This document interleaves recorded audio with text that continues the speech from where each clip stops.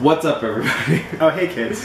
Welcome to the National Pastime, where we talk about our national pastime, video games. You're so energetic. I know.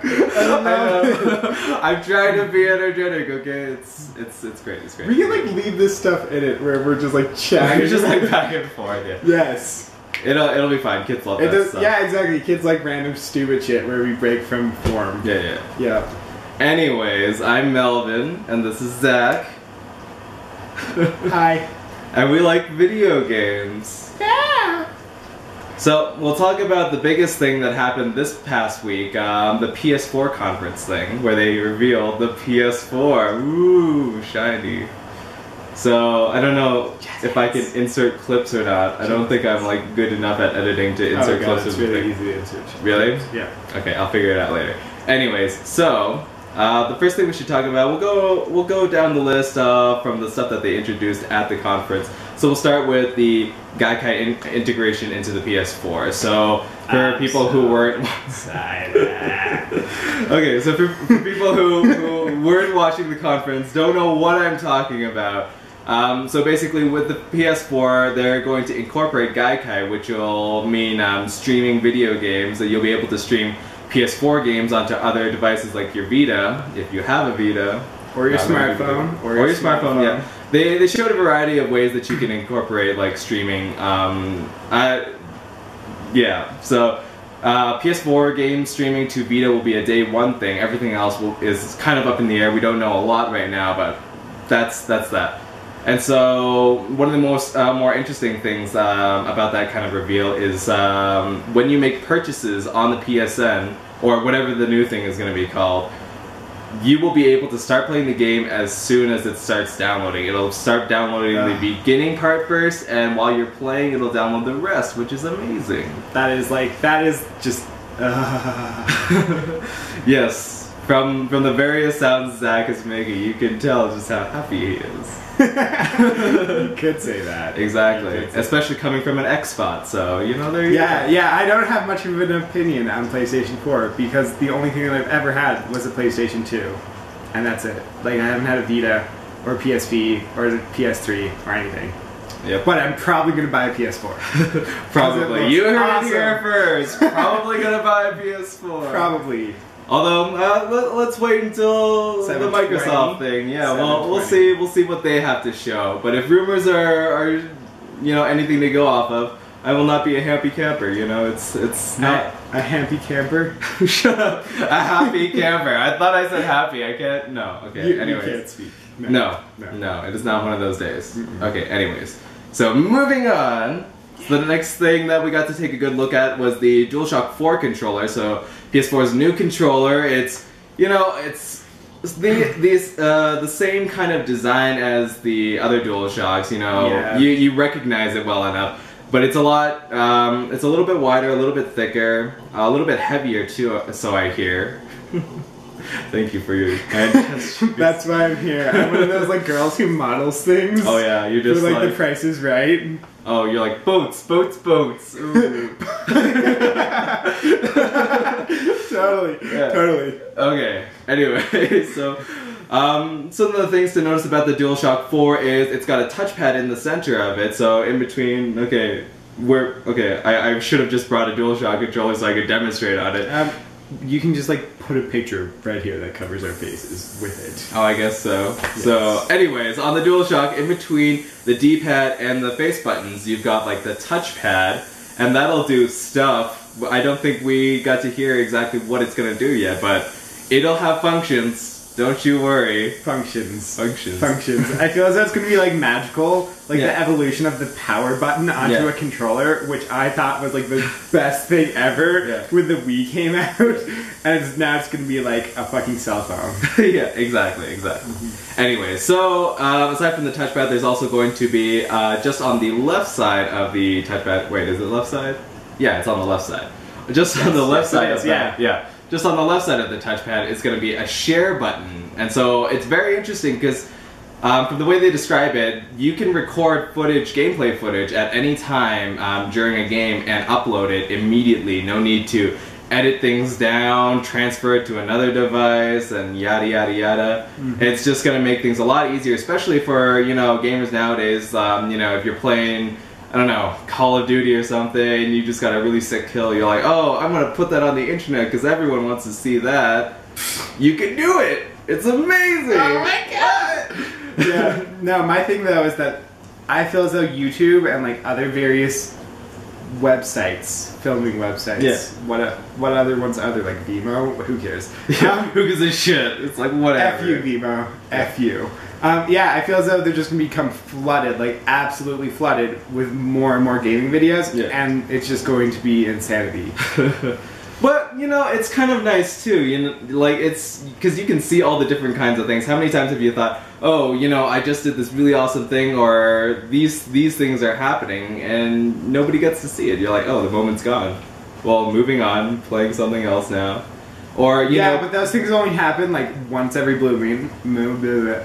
Once every blue moon, and I'm not going to be filming like 247, so it's not really going to matter. You don't know that. You don't know. I'm not going to. That's stupid. I don't care. I don't care. Somebody might. Somebody might. Yeah, lots of people definitely will, but I'm not going to be one of them. It's also good for people who do like just like playthrough videos, like walkthrough videos. And stuff like that, like it's so okay for them, but I feel as though everybody's going to be doing walkthrough videos.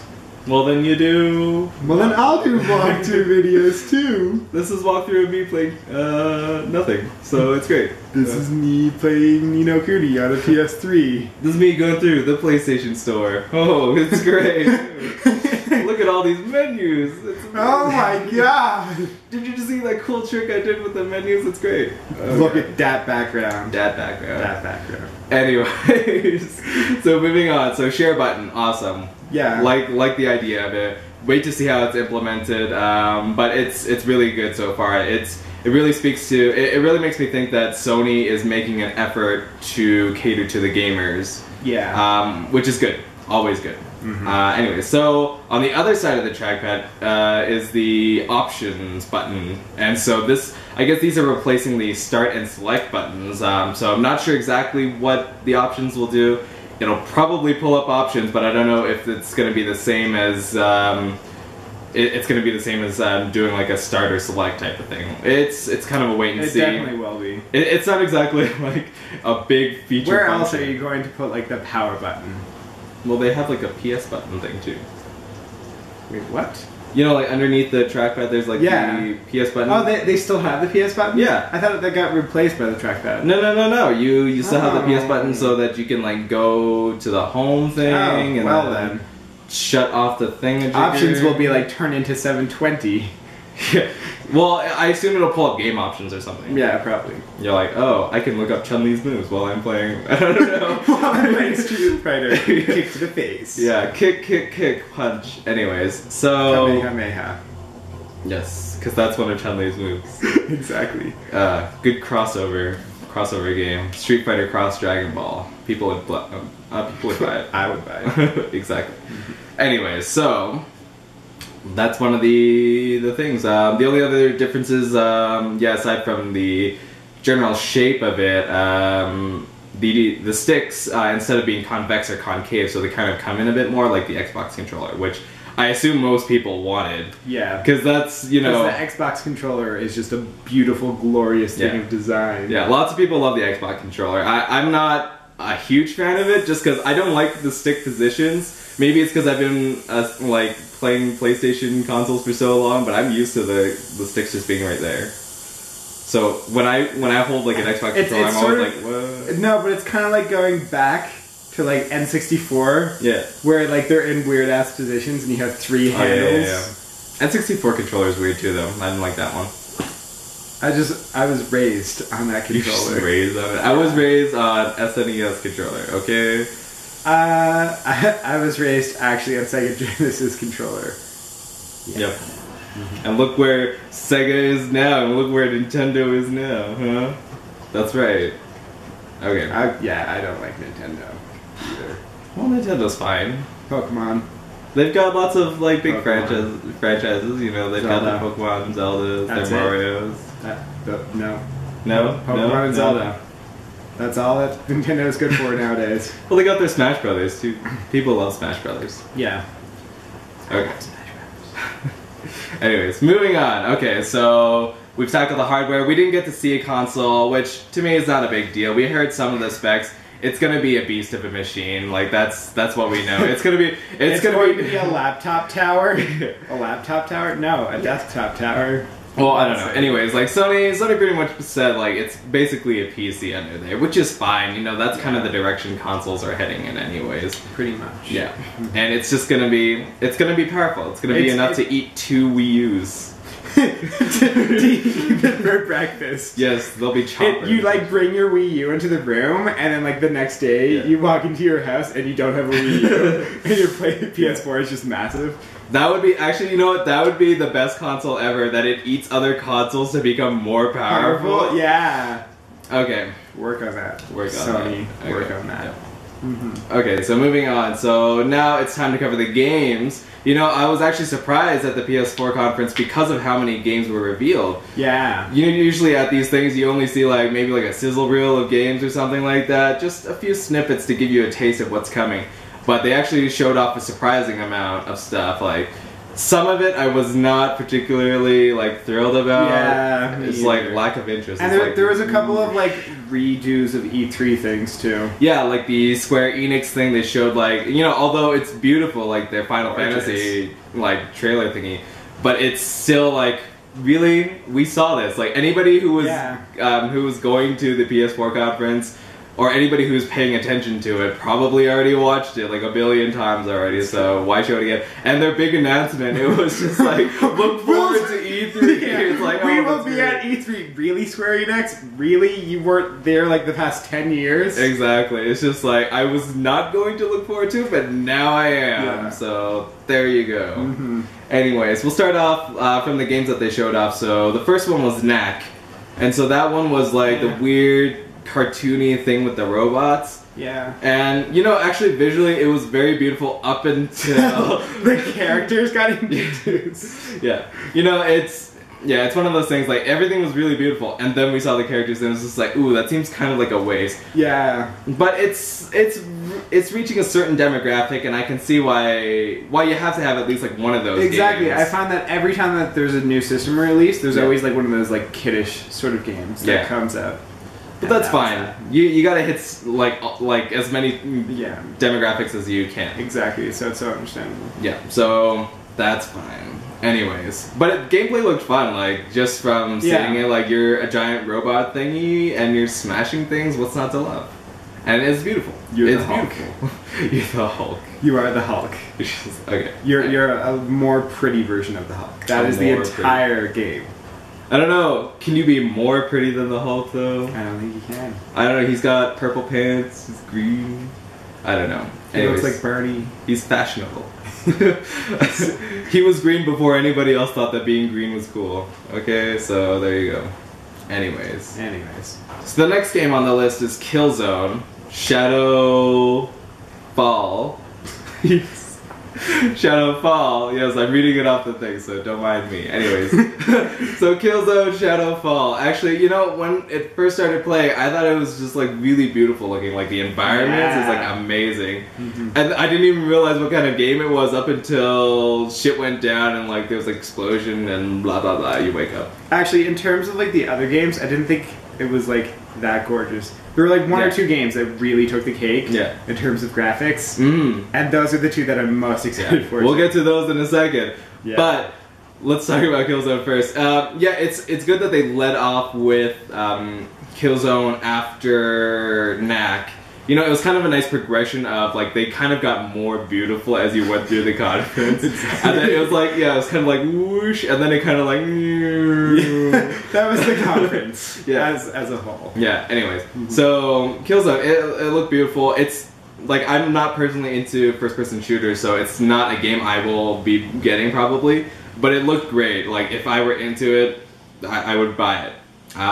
One of the interesting things about the Killzone demo, or what you would call it, trailer? Sure, let's call it a trailer. I don't know, it doesn't really count as a trailer. I don't know. Yeah, gameplay footage. Okay, that works, okay. something like, well, actually, we don't even know if it's legit gameplay footage. We did see a bit of a HUD on the screen, so that kind of might imply that it is, but you just never know, because you kind of run into this. And this is the thing, like, people are more skeptical, like, this week than they were, like 2 weeks ago, because of what happened with, you know, aliens, colonial marines, I think that's the full name of the thing. Because, you know, people in the industry got to have a good first-hand look at that game, and that demo was like way more polished than the actual game. A lot of gameplay elements didn't even make it into the final game. So people are understandably a little bit like, oh well, I don't know if what I'm seeing is what I'm actually going to be playing, so we're all a little bit skeptical. But I have high hopes for it. For people who want a first-person shooter and don't have your Call of Duty or your Battlefield yet after the next gen, like Killzone will be a good like substitute for that. Yeah, definitely. Yeah. So very beautiful game. Well, it's beautiful. Anyways, so they're all beautiful. They're all just beautiful. It's the next gen. Everything is beautiful. Nothing is ugly. In 10 years, it'll look ugly. Yeah, you'd actually have to try very hard to make an ugly game at this point. But yes. Yes. Anyways. The next one is Drive Club. Drive Club. In which I don't really play that many racing games, but this one looks excellent. And it's not really for the core like gameplay mechanics, which is pretty much the same universally through all of the fucking driving games. I say fucking so much. So fucking much. We're an explicit show, okay, you guys? You can beat me out. You can beat me. We're just ruling out that target demographic, anybody under 18. Oh, well, no. Because people under 18 swear, so it's okay. Yeah, it is okay. Whatever. Children don't watch. No. Yeah, so, like, the gameplay mechanics are going to be the same regardless of pretty much any racing game. Yeah, the thing that I like personally is that it's club. Yeah, it's so exclusive. It's like a country club. It's basically like guilds in any other MMO, except you're all racing together, which I think is the coolest gameplay mechanic for a racing game, and I can't believe that nobody has done it yet. Yeah. Yeah. A lot of I'm reading a lot about people's impressions of Drive Club, and a lot of people have been saying that it feels more of a Gran Turismo or like a Forza, which is understandable. It is like that beautiful of a game. It's true. And one of the interesting things is like, you know, it's kind of a small thing. It's not really like a big gameplay thing, but you're like, there's like that scene where the guy's just like standing outside the car and he closes the trunk and then he opens the door, and I was like, that's kind of cool. I don't know. It's weird that you just magically appear in cars sometimes. But I don't play a lot of racing games either, so I don't know. You always magically appear in a car in every racing game. Magically. Yes. But one of the other interesting features of Drive Club that they showed off was you were able to, from your phone, send out challenges to other people, and then yeah, you can challenge them. And I thought that was really interesting. Especially, that blows my mind. Yes. You don't understand how mind-blowing that is. It's like I'm driving in it's like I'm in Tokyo Drift. And I just sent out an invitation to a drift fucking race. Yep.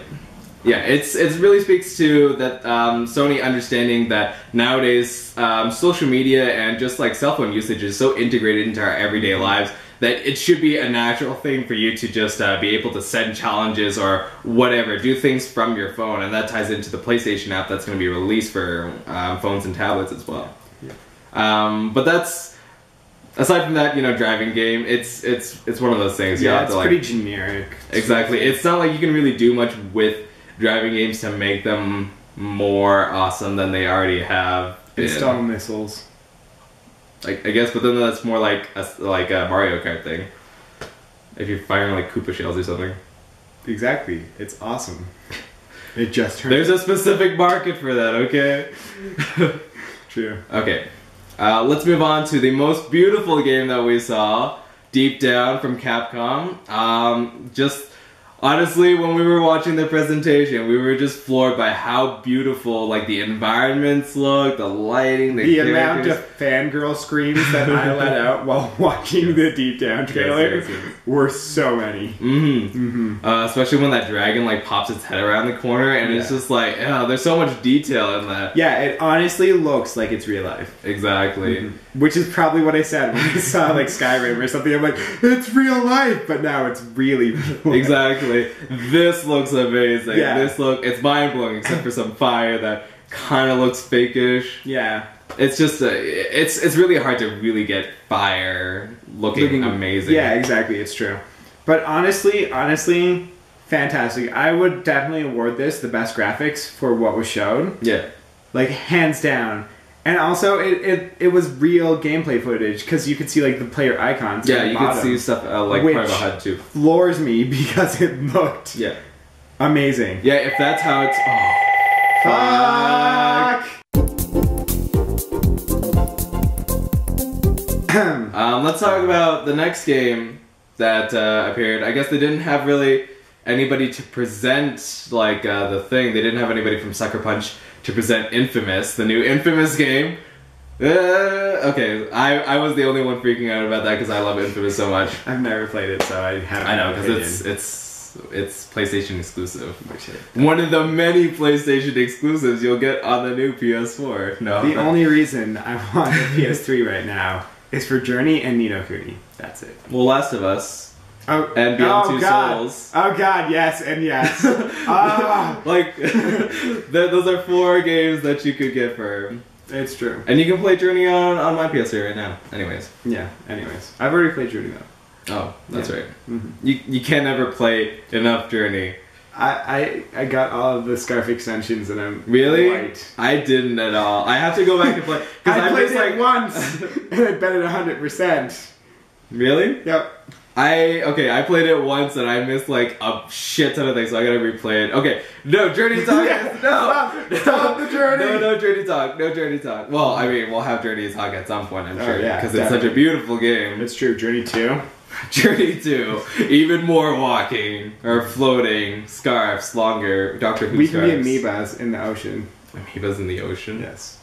I don't know. That seems really weird. I guess like big flying cloths? That seems perfectly natural to me in the desert. Okay, so cloth octopuses and cloth fish. Octopi. Shut up. No, I don't even know if that's actually how you say it, but it is octopi. Is it? Yeah. It sounds better anyways. It is octopi. Than octopuses. Octopuses. It's than like octopussy. Octopussy. Yes. You want to get in on that octopussy. Get in on that. Okay, we were talking about Infamous. Oh god, stop. Okay, so Infamous. So at first, when you're watching the trailer at the conference, you don't actually know what's going on. You just kind of see like this guy, he's like whooshing around and what looks like fire that we actually find out later is smoke. I don't know, he's got weird smoke power, so I don't know what's up with that. But it seems really cool anyways. I just thought it was like some sort of weird superhero game thing. No, it does look cool, and it looks like a game that I would really like. Yeah. But I have no idea what Infamous is about. Yeah, it's... And depending on what ending you got in Infamous 2, like, it's really... Like, you don't know why that there's a sequel yet. So, I don't know if it's gonna do that thing like Knights of the Old Republic did with Knights of the Old Republic 2. Don't do that. Where they just kind of like pick an ending, they're like, oh hey, that's what it was. Yeah.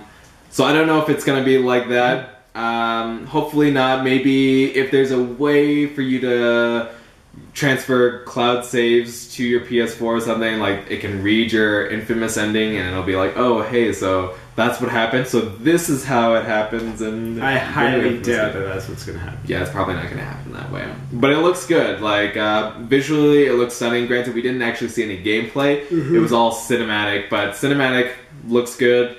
And Sucker Punch, they've got a history of doing well. They had Infamous and Infamous 2. And those are 2 really good games. So there you go. Beautiful. Yeah, not much else to say about that since we didn't actually get to see any gameplay footage there. Yeah. Okay, so moving on. So the next game that was shown was The Witness.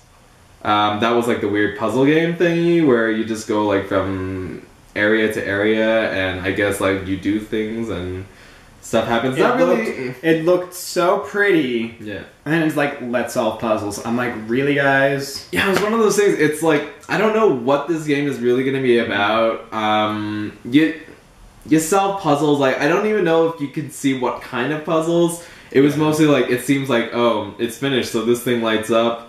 And then these things I think it gets more advanced because at the end of the cinematic, there's like a thing with like reflecting mirrors on a giant island. Oh yeah. So Yeah, it's hard to say at this point. We didn't really get much to go off of, but it looks visually nice. Like, and that's like a reoccurring theme with all PS4 games that have been revealed so far. Everything looks really nice. It's true. It's beautiful, and that probably goes in hand with the fact that Sony's made PS4 so much easier to develop for, as said by many developers. So. There's that. Hopefully we'll see even more beautiful games in the coming years. But what we've seen so far is definitely something to look forward to. One step closer to Sword Art. Sword Art Online for people who are like, what? Sword Art? Don't understand. But for you anime fans out there, or light novel fans, or manga fans. You know. You know how fucked up Sword Art Online is. And how much I want it to be meant life. Exactly, but that is not this show. That is true. Okay, moving on. So those were all the actual games that were shown at the conference. No. Okay, so we've got tech demos to talk about. Like, what? Watch Dogs. We forgot Watch Dogs. Oh! I apologize, ladies and gentlemen. Watch Dogs. Watch Dogs looks amazing. Yes, we had an extended look at Watch Dogs. You know, like Square Enix re-showed their thing from E3. Ubisoft showed off Watch Dogs, but we got to look at some other stuff, something we haven't seen before. Still, and this is actual gameplay, or so it appears, anyways. And so lots of really cool things. It didn't seem like any kind of story mission. It seemed like something you would just be out in the world exploring and doing just kind of random side missions or whatever. But that looked really cool. Like kind of the things that you could do, just. You know, in the sequence where he's chasing the guy through the alley, and he could like cause the thing to like short circuit or whatever to distract him. Explode in his face. Exactly. And then when he like climbs up on the roof and like tells the train to stop. Really, really cool gameplay stuff. It's one of those things we'll have to get our hands on and play to really get a good feel for it. But it's definitely worth. It's definitely like a unique sort of game. Like the story and the gameplay mechanics seem like they're really unique. But I also kind of feel as though it's like GTA mixed with Assassin's Creed. Yeah. That's what it looks like gameplay mechanic wise, because you can do like anything with technology sort of stuff, so you can like rob cars. Yeah. And then you can just like go and climb buildings and stuff. Yeah. Hardcore. Parkour. Yeah. It's at this point in like the gaming industry's history, there have just been so many kinds of games, so it's hard not to see correlations between games. Yeah, but in terms of story, it seems pretty unique, and I really like that. I don't know is there a story so far? No, but like just like, oh hey, I have a cell phone, I can control anything. That's I like can control anything. I am all powerful. But it seems like super cool. Like it's something that really hasn't been done before. Yeah, it definitely feels unique. So moving on, we'll get to the tech demos now. So we got a tech demo from Quantic Dream and one from Media Molecule. The one from Quantic Dream, you know, obviously makers of Heavy Rain and that like Kara demo. And they're also doing Beyond. Yeah, Beyond Two Souls, starring Ellen Page. So that's great. Ellen Page, the star of the gaming industry. It's true. Because she's also she looks identical to the little kid in The Last of Us. Oh yeah, it's like young Ellen Page. Yeah, young and Ellen then Page. Old Ellen Page and Beyond. Well, I love the thing when Last of Us first appeared, like people first got a good look at it. They're like, "Hey, that looks just like Ellen Page," and they're like, "Oh shit." Then they just made her younger, and they're like, "Oh hey, okay, now she looks slightly different, but still kind of Ellen Page." Yeah. It's like, hey, I want to play that game with Ellen Page in it. Which one?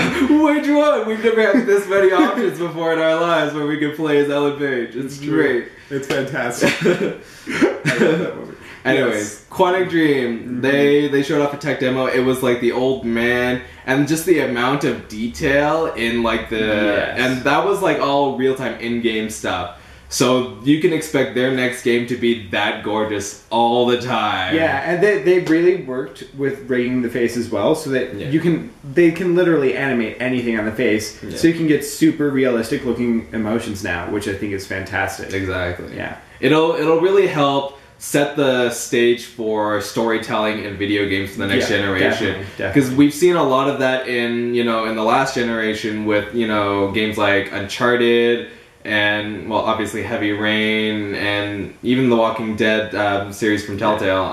Lots of really intense storytelling driven games, and we'll probably see a lot more of that in the next generation. Because honestly, there's only so much you can do with like first person shooters before you're like, okay, it's pretty much more, you know, futuristic space shooters. What more can you do with it? You need more intense storylines. So I think we'll see a lot more of that in the next generation. At the very least from Sony, because we know that Sony drives their creative side a lot more than Microsoft does, as example by, you know, games like, obviously, like Journey, we've already talked about. Yeah, and Flower and all that stuff. Exactly. They help nurture creativity a bit more. That's true. Which actually sort of segues us to the next point. Yes. Yes. Media Molecules tech demo. That was awesome. It was awesome. Okay, at first it was kind of confusing because they're just drawing stuff on the paper, and then they move into 3D sculpting with the PlayStation Move. Okay, I'm sure when everybody heard them say PlayStation Move, they were like, oh. Grow. It's like, seriously, we're going back to PlayStation Move. It's like, utterly why ridiculous. Would you do that? Exactly. But they did it right this time. Exactly, and what they could do with PlayStation, with the PlayStation Move was absolutely beautiful. And it's one of those things where it just taps into the potential of the PlayStation Move that we couldn't get into the last generation. Yeah.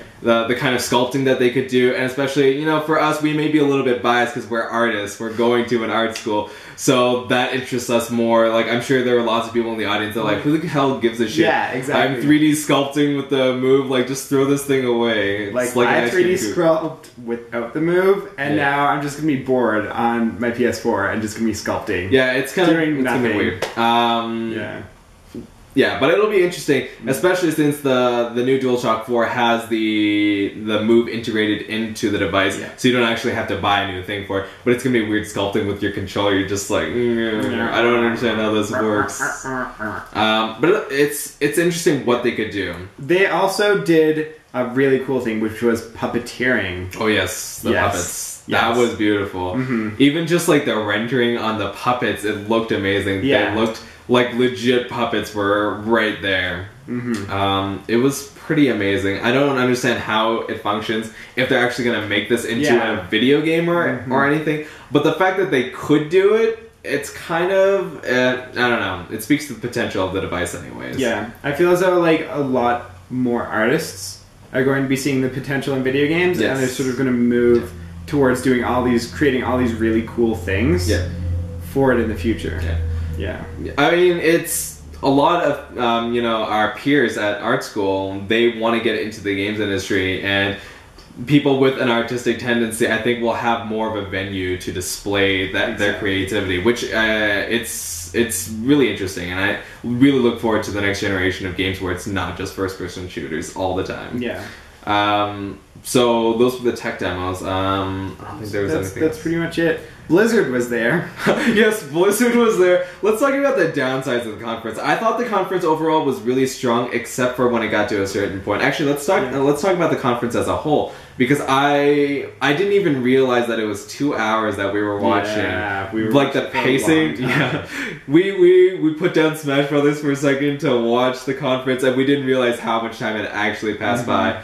But actually, it really speaks to the pacing of the conference. They kind of they did it really well, where we were watching thing after thing, and I think what really kept people interested was the fact that they were showing games constantly. Yes, exactly. Or what you could do with the console. If they were just giving speeches, I don't think I would be nearly as entertained or care nearly as that first half hour where they were talking about, like... This is the future! Exactly, they were talking about abstract ideas. I was kind of like, yawn, let's move on. Yeah, pretty much. Yeah. But as a whole, I thought the conference was pretty good. I felt as though it sort of had a slow takeoff, a fantastic climax, and then it sort of dwindled down to crap. Exactly. I guess in a way it's kind of like a nice cool down, but at the same time, you want to be fully entertained with new stuff the entire way through. Like, once Blizzard started doing their thing, it's like, oh, Diablo 3 is coming to consoles. Like, it was kind of expected anyways. Really? There have been talks about this since last year, or not since last year. Well, last year, because it's 2013 now. Yeah.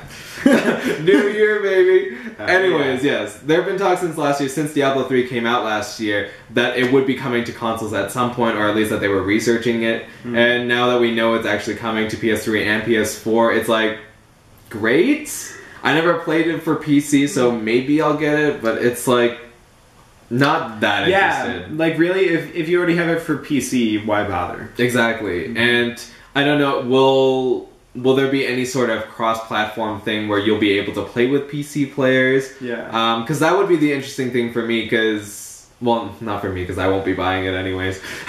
No, but for people like me who never played it on PC, there probably won't be as many people playing it on PS3, PS4, so you've got to expect that you'll be able to play with people on PC or PS3 or PS4. Exactly. Because if not, there just won't be enough people online for you to play with. And what's the fun of playing? Well, I guess you could play Diablo 3 alone, but it's not that fun. Yeah, at some point you would want to play with other people. Yeah. So it's one of those things. Yeah, which sucks because I was expecting Blizzard to be like, hey, we're starting console gaming, and it's gonna be like huge and magical, and I was like, yo guys, Diablo console. Yeah, and we're just like, cool. I think I would have been more thrilled if Blizzard had shown a brand new game for PS4. Yeah, exactly. Even if it didn't look as beautiful as the rest of them, I would have been more excited for that than I would have been for Diablo 3 coming to consoles, because it's kind of like whatever. Yeah, exactly.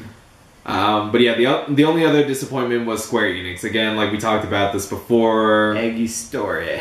Yeah, it's like, what the fuck?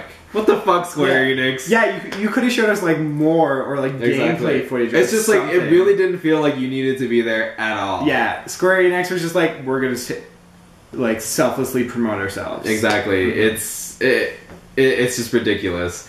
We did not need to see the same trailer that we all saw at E3. I'm sure there's one or two people who are like, whoa, what's this? I'm watching this for the very first time. Oh my god. But seriously, it was kind of a waste of time. They could have cut the conference down a little bit shorter, maybe showed something else instead. Square Enix didn't need to have a presence there. It honestly would not have made a difference. It did make a difference though, because there was adorable Japanese guys with their cute accents. Yes, their trendy clothes and their just... They brought the style to the conference. Yep. The Japanese. Yep. Mm-hmm. Yeah, because, okay, that's another thing we were talking about during the conference. How, you know, all the Americans just dress like shit. No, there was one or two wearing like suit sort of things. Yeah, they were wearing like a blazer. It's just like, okay, you kind of dressed up for it. Like they like come in with like plaid shirts on, and I'm like, one of us. One of us. Exactly. It's just it was kind of silly because it's a big event. You expect people to understand like just how important this kind of thing is, and for them to dress up a little bit, it would have shown how serious they are. Not that they weren't serious. I'm sure, you know, everyone's like, oh, right there. See, they should have all stood up at the beginning of the conference in like suits or something. Yeah. And just been like dapper. Just really, really fucking dapper. Yeah, just be like Men in Black. Yeah. It's like, this is the future of PlayStation. Yeah, because obviously we judge people based on how they dress. It's true. It's my job as a gay. It is my job as a straight to do that? I don't know. No, it's not your job. It's my job. Okay, fine. Whatever. You're in association with me when we were watching it, so therefore you had to judge because I was there. Well, I judge people on how they dress anyways. I'm sorry, it's kind of... It's one of those things where you just do it. I don't feel good about doing it, but it has to be done. I mean, seriously, if somebody's wearing just overalls and a t-shirt, I have to be judging them. I do that all the time. Anyways, so that about wraps up our opinions about the PlayStation 4 conference. So we'll summarize it right now. So how do you as an Xbot feel about the PlayStation 4 coming out of that conference? I'm actually super excited. Like right now, PlayStation 4 looks like it's moving a lot more into just like hardcore, amazing looking games that are going to be phenomenal in terms of graphics, in terms of gameplay, in terms of pretty much everything. So I'm super excited. But I feel as though 720 is going to look, Microsoft was discussing turning it into more of a media center. I can't speak. So I think I'm going to be a little bit disappointed at the 720 conference. Yeah. Because I feel as though it's going to be more about, oh hey, there's Netflix here. Yeah. You can like go on the interwebs and stuff, and I'm going to be like, I don't care. I just want to play video games. Yeah.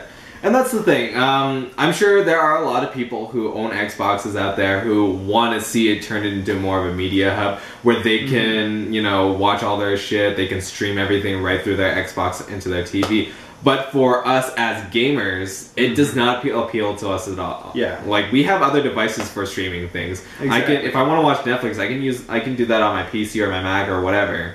I don't have to do that through my PS3 or my Xbox. Yeah. But then again, it's opening up to a wider demographic, which I can understand why they're heading in that direction if they do head in that direction. Yeah.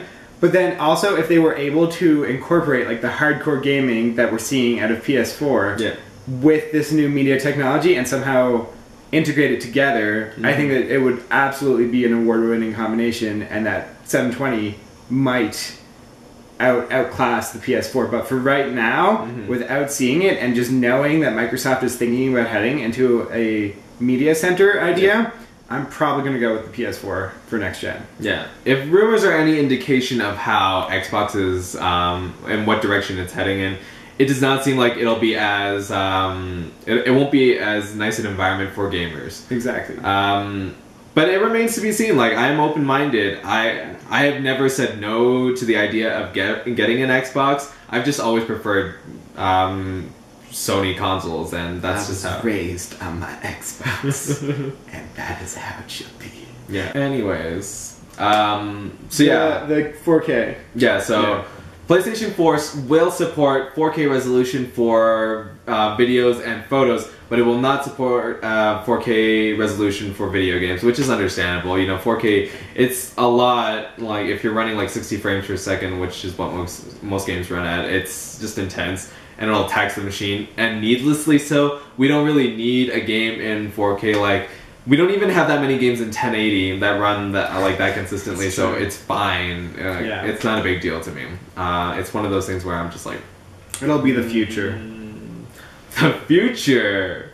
Today! Is it like 8 years when the next gen comes out? Yeah, we don't even have TVs that support 4K. Yeah, or, no, exactly. we do have, like, they exist, but they're super expensive. Yeah. Nobody actually has any. Exactly. It'll take a while for them, if they ever do, like, to become like so widely owned that it'll be worth making games in. So it'll be like the new Blu-ray. Yeah, it'll be like 3D. Like 3D I was never just really thinking caught on either. And that brings us to our next point. 3D functionality is still available on the PS4, but it is not a focus of Sony, which is like, okay, was it really before? I know that Sony had their like their PlayStation TV thing where you could, and actually that idea sounded really cool, where you could, like, two people could watch, like, one thing, like, they could do a split screen thing where they're both wearing, like, the 3D glasses, and they could each see their own screen. That sounded really cool. It does. But, who gives a shit? Like, honestly, it doesn't add that much more to games, and it's not worth owning a special TV just for that kind of functionality. So I'm glad that 3D is going away. It's not a big deal to me. And the last thing we have to talk about, Sony is going to be more flexible with the price of the PS4. Yes, by those movements alone. I am so poor. Yeah. Honestly, like, they haven't announced a price for the PS4 yet, but I'm assuming if and when Microsoft reveals a price for their next-gen console, Sony won't beat it. Yeah. Sony will be able to make adjustments accordingly. Right now, the rumored pricing is there's going to be two models out, one 400 model, one 500 model. It's not exactly 400. I think it's like 420 and 520 or something. Close enough. I'm guessing that the prices were originally like in yen, and so yen doesn't properly translate into dollars. So that's kind of the thing. But if that's any indication, like 400 and 500, that's pretty reasonable for a new console. Yes. Like, even what Wii U was like 350 at launch, right? For like the decent model. Who owns a Wii U? I know, right? I know. I remember there were two models. We're so ragging on the Wii U. I know. I feel bad for Nintendo. I love you, Nintendo, for certain games, but Wii U is just like a shit show. I don't understand why that's a thing. Mm-hmm. And it's not even like it does like and this is the thing, like, we don't consider Wii U a next gen, and there have been like fair arguments made for it being a next gen console, but like when you've seen the games for PS4 and how beautiful everything looks, and you compare, like, I'm sure that they can do beautiful things with the Wii U, like they did with Xbox 360 and PS3. But it's just not going to. It won't count. It's going to be like a gen under. Yeah. Like its graphics will be like on par with the PS3 and the 360. Yeah. But it's not going to be up to the PS4/720. Exactly. So honestly, at this point, we won't consider Wii U as part of this generation. We can consider that Nintendo is doing their own thing, as they always have. Nintendo has never been one to like conform to what everyone else is doing. It's true. Nintendo is the hipsters of video games. Yeah, exactly. Put a little wool cap on the Wii U there. Make it a little toque. Yes, your little toque. But yeah, it's good for Sony that they're being more flexible with their price, because I think they learned their lesson from the PS3 launch. You know, launching it at $600, nobody's gonna be fucking buying that shit again. And especially nowadays, in the era where you can buy a tablet or you can buy lots of just other tertiary like electronics that do a lot more for a lot less, and it's just harder to break in with a console that sells at an amount like that. So. Unless it was like the best console ever. Even then, like people are like just really skeevish about like paying that much for something. Like, yeah, that's true. That's understandable. Like I didn't mind dropping like what was it, $800 for my iPad. I was like, whatever. It's an iPad. It does a lot of stuff, and I didn't mind spending that much for MacBook Pro. I spent like $300 on my tablet, and I gave it to my mom. Yeah. Because I was like, what is the point of this thing? I love having an iPad because I read comics on it. Like I'll buy on Comixology or something like that, and it's kind of it's nice and efficient because the nearest comic book shop to me is Another Dimension that's in Kensington. I'm not going fucking down to Kensington every Wednesday to pick up comics, or I guess I could because I have class that day. Exactly, you can literally just like walk down the road and get it. Enough. It is efficient and also space saving. Oh fuck. No, okay, so wrapping up our episode, this was the National Pastime. You can find us on Twitter at the National Pass. You can find me on Twitter at ProtoMelvin. You can find Zach on Twitter at Zach Abolazm. That's ABOULAZM. Yeah, I remember. Yay! Okay, and you can also follow our Tumblr. It's just the National Pastime Show .tumblr.com. Or no, it's the nationalpastime.tumblr.com. Fuck it, there'll be links in the thing below. Yes, okay, it's like you can follow us on Twitter and Tumblr. Yes. The links are in the description. Yes, there'll be links below. You can follow us at all the things that we will link to. Well, see you next episode. Bye! Potatoes. Potatoes. Potatoes. Potatoes. Potatoes.